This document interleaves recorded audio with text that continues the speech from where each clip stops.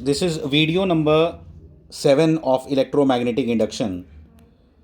Last video तक हमने ये डिस्कस किया था कि मैग्नेटिक फील्ड अगर चेंज हो रहा है विद रिस्पेक्ट टू टाइम, तो जो ईएमएफ इंड्यूस होगा या करंट इंड्यूस होगी उसकी इक्वेशन हमने फाइंड की थी in terms of time.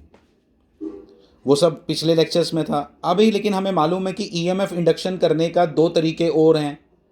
One is by changing the area and other is by changing the angle, क्योंकि अल्टीमेटली ईएमएफ इंड्यूस करने के लिए आपको फ्लक्स को चेंज करना पड़ता है, और फ्लक्स को चेंज करने के लिए या तो बी को चेंज कर दो, या तो एरिया को चेंज कर दो, या तो थीटा को चेंज कर दो विद रिस्पेक्ट टू कॉइल, तो आप ईएमएफ इंड्यूस करवा पाओगे। अब हम दो प्रॉब्लम्स और करेंगे इस वीडियो के अंदर, जिसमें हम एरिया को चेंज करेंगे, और एरिया को देखोगे आप किस तरह से हम चेंज करेंगे। यहां पे आपका एक मैग्नेटिक फील्ड है,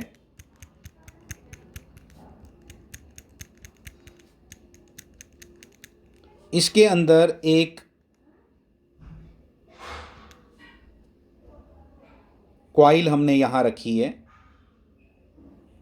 which is about to enter in this magnetic field region of length L with velocity V। हमें फाइंड करनी है ईएमएफ की equation in terms of time. In terms of time हमें ये फाइंड करना है। आप बड़े इजीली फाइंड कर सकते हो कि कितने टाइम में ये पूरी कॉइल यहां अंदर पहुंच जाएगी, और जितने टाइम में ये कॉइल पूरी की पूरी अंदर पहुंच जाएगी उसके बाद ईएमएफ इंड्यूस जीरो हो जाएगा। ये तब तक ईएमएफ इंड्यूस होता रहेगा जब तक ये कॉइल आहिस्ता आहिस्ता अंदर एंटर कर रही है। फाइन, तो इसको ज़रा अच्छे से समझते हैं। मैं अब आपको डायग्रामेटिकली समझाऊंगा कि इसको हम किस तरह से अचीव करेंगे। ये देखो, यहाँ पे ये इतना एरिया यहाँ एंटर किया, ये जो एरिया यहाँ एंटर किया, जो ये एरिया यहाँ एंटर किया वो कितना एरिया एंटर किया। एरिया पहले बताते हैं, ये साइड कितनी एंटर की होगी इन time T, we T. Length कितना है, एल। तो ये एरिया कितना एंटर किया, क्योंकि एरिया चेंज होना है जैसे जैसे। मैंने ये प्रॉब्लम आपको लेंस लॉ में कराई है, डायरेक्शंस के बारे में भी तो हम बात कर चुके हैं ऑलरेडी। डायरेक्शन भी आपको फाइंड करनी आनी चाहिए, दोनों चीज़ें साइमल्टेनियसली पूछ लेगा वो। इसका रेजिस्टेंस मान लो आर है, रेजिस्टेंस नहीं दिया होगा तो ईएमएफ पूछेगा, रेजिस्टेंस दिया होगा तो करंट भी पूछ सकता है। तो इसका डेरिवेटिव लो, इसका डेरिवेटिव क्या आया, B B V L, T का डेरिवेटिव 1 होता है। ये आ गया आपका EMF induced, divided by R करूंगा तो करंट भी आ गई। सो सिंपल, कुछ भी मुश्किल नहीं है इसके अंदर, दैट इज सो सिंपल। यही सेम कॉन्सेप्ट हम मोशन ईएमएफ में भी लगाने वाले हैं। इसके नेक्स्ट सेक्शन वही आएगा जिसमें हम मोशन ईएमएफ के बारे में बात करेंगे। वहाँ पे भी ऐसे ही कॉइल आगे की तरफ बढ़ेगी और इसी तरह से सब चलेगा। यहाँ क्या थीटा चेंज हो रहा है, थीटा चेंज नहीं हो रहा है। यहाँ चेंज क्या हो रहा है, एरिया।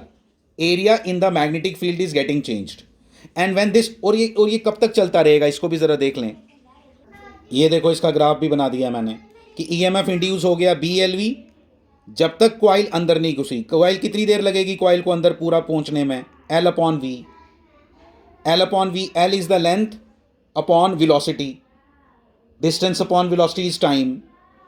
फिर ये आगे जीरो हो गया क्योंकि अब कॉइल अंदर पहुंच गई। मान लो मैग्नेटिक फील्ड खत्म हो गया एक रीजन, हमने तो पूरा ऐसे रैंडम बनाया था, मान लो इतना ही है। उसके बाद इस कॉइल ने बाहर भी निकलना है, तो कॉइल जब बाहर निकलेगी तो तब ईएमएफ कैसा आएगा, उल्टा।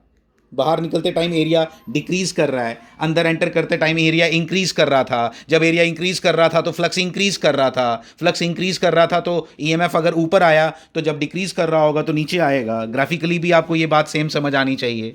This is so crucial, important है ये सब। नेक्स्ट प्रॉब्लम करते हैं। This is your next problem.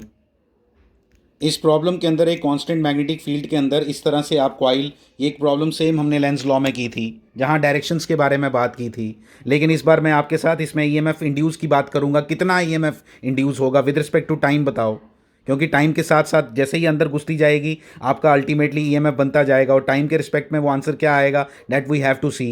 इसके घूमना, ये तो रोटेशन करेगी ना, ये इस पॉइंट के ऊपर रोटेट कर रही है, अगर आप फील कर सको इसको तो थोड़ी देर के बाद ये कॉइल इस तरह की नज़र आएगी आपको। अब आप देख सकते हो ये कॉइल आहिस्ता आहिस्ता अंदर घुस रही है विद एंगुलर वेलोसिटी ओमेगा।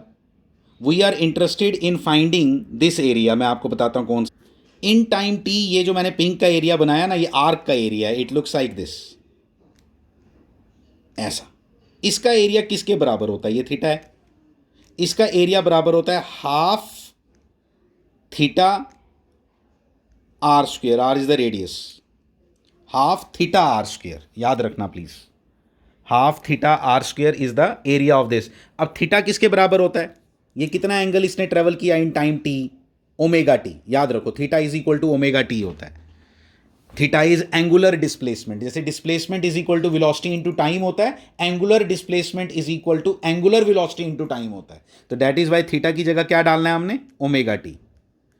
तो मैं बोलूंगा इन टाइम टी कितना एरिया अंदर गया इसके अंदर एरिया गया इन time T. Area in terms of time कितना? देखो, गया हाफ थीटा, थीटा नहीं, ओमेगा टी आर स्क्वेयर। फिर मैं फ्लक्स लिख सकता हूं कैसे? बी से मल्टीप्लाई कर दो, B omega T R square upon 2। फिर मैं ईएमएफ लिख सकता हूं, देखो, B omega R square upon 2, B omega R square upon 2। EMF आ गया। अगर कोई बोले रेजिस्टेंस भी निकालो तो आर से डिवाइड भी कर दो, कुछ नहीं है इसके अंदर। This is the case only. Simple चीज़ें हैं, कुछ भी मुश्किल नहीं है, लेकिन अच्छे से सीखने की कोशिश करो। इंपॉर्टेंट चीज़ें हैं ये सब। फिर अब मैं अगर बात करूं इसके साथ कि अब इसका ग्राफ भी बना के दिखाओ, तो ग्राफ बना के दिखाता हूं आपको। ग्राफ इसका ऐसा बनेगा, देखो ध्यान से देखना। इसके ग्राफ में गैप नहीं आना।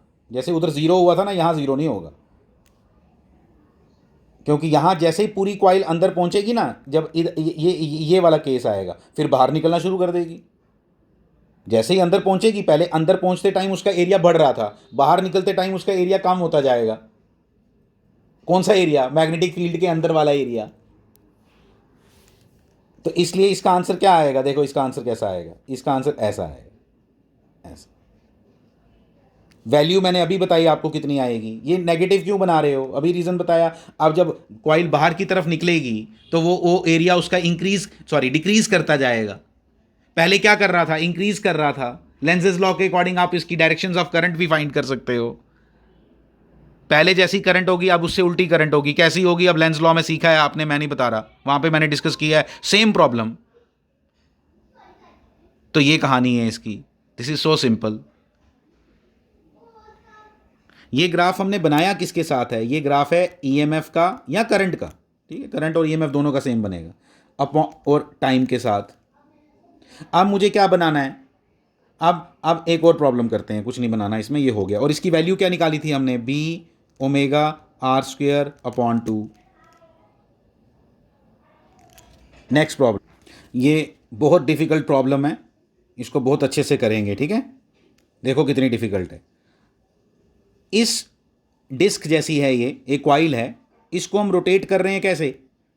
आपको मैंने एंगुलर बना के दिया अभी कि किस तरह से इसको रोटेट कर रहे हैं, ठीक है? तो इधर बी कांस्टेंट है, बी चेंज हुआ नहीं।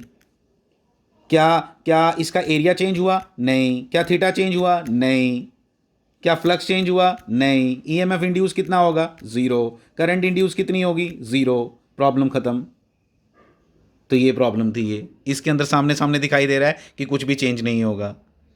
जो हम नेक्स्ट वीडियो में प्रॉब्लम करेंगे, मैं इसके ख़त्म कर रहा हूँ। एरिया वाली प्रॉब्लम्स आपकी हो गई, इसमें आपको क्लियर कट नज़र आया कि कुछ भी चेंज नहीं हो रहा था, ईएमएफ इंड्यूस वगैरह सब 0 आएगा, ठीक है? कई बार ऐसे सिंपल प्रॉब्लम्स भी दे देते हैं। अब मैं आपको बताता हूँ कि नेक्स्ट में जो वीडियो में आपकी प्रॉब्लम दिखाई देगी ना, वो इसी तरह की प्रॉब्लम होगी, लेकिन उसके अंदर क्या होगा? उसके अंदर हम इसी को रोटेट करेंगे, लेकिन ऐसे, about the diameter, about this axis which is passing through the centre of mass. इसको इसमें से पास करेंगे, इसको रोटेट करेंगे इसके अबाउट। इसको रोटेट करने से क्या चेंज होगा? थीटा। द नेक्स्ट प्रॉब्लम में आपको थीटा चेंज होता दिखाई देगा। And let me tell you, practically theta को चेंज करके बहुत जगह ईएमएफ इंड्यूस किया जाता है। मैं उसको क्लियर कट, उसके लिए मैंने सेपरेट वीडियो बनाऊंगा और उसमें क्लियर करूंगा। Thank you very much.